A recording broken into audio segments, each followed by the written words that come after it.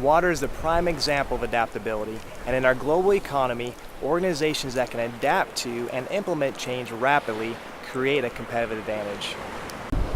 Today, I want to share with you a simple exercise you can do with your team to evaluate how effective you are at implementing change. This exercise compares commitment with clarity on our path to achieving our goal. We begin by bringing our team into a room, putting this on a board, and beginning a very transparent discussion. This process works well when you first put on all the change initiatives on sticky notes on the board. We then begin to evaluate each change initiative by discussing very transparently how well it fits on this graph compared to commitment or clarity. As we do this, you're going to find that some change initiatives have very high commitment. Everyone's on board. They believe in this change. They know that it's going to increase the bottom line for your organization.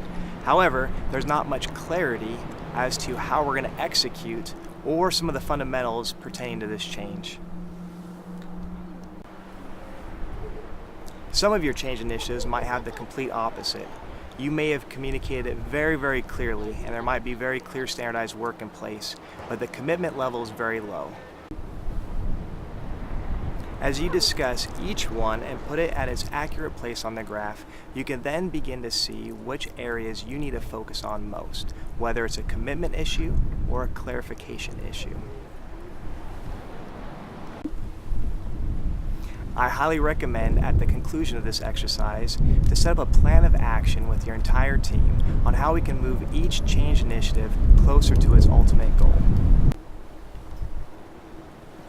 The more often that you conduct this exercise with your team, the more effective you will be at identifying barriers before they start hindering your change initiative.